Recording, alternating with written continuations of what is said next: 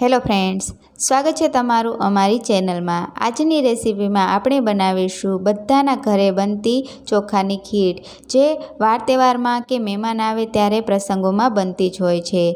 કંઈક અલગ રીતે આજે ચોખાની ખીર આપણે બનાવીશું। બધાના ઘરે અલગ રીતે જ બનતી હોય છે, તો ચાલો તેને બનાવીએ।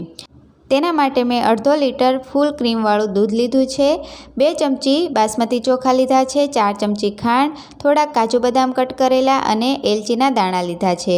સૌથી પહેલાં એક તપેલીમાં આપણે અડધી ગ્લાસ જેટલું પાણી નાખીશું। પછી તેમાં આપણે ધોઈ નાખેલા ચોખા નાખીશું અને ચોખાને ચડવા દઈશું। ઢાંકણ બંધ કરીને ચોખાને 5 મિનિટ સુધી ધીમા ગેસે ચડવા દઈશું।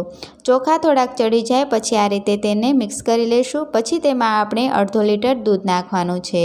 દૂધ નાખ્યા પછી ગેસને ફૂલ કરી દઈશું અને તેને ઉકળવા દઈશું। જેવો દૂધમાં ઉફાણો આવે કે તરત ચમચાની મદદથી તેને આ રીતે હલાવતા રહીશું, જેનાથી ઉફાણો નીચે બેસી જાય અને દૂધ બહાર ના નીકળી જાય।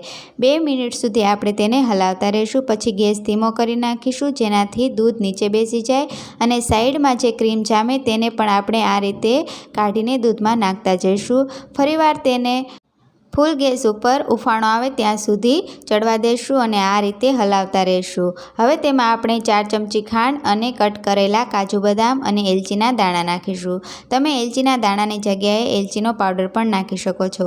ફરીવાર તેને ઉફાણો આવે ત્યાં સુધી ચડવા દઈશું। આ રીતે ઉફાણો આવે તે પ્રોસેસ આપણે 3 થી 4 વાર કરવાની છે અને દૂધ ઘાટું થઈ જાય ત્યાં સુધી તેને કરવાની છે। અહીંયા તમે જોઈ શકો છો દૂધ આપણું ઘાટું થઈ ગયું છે।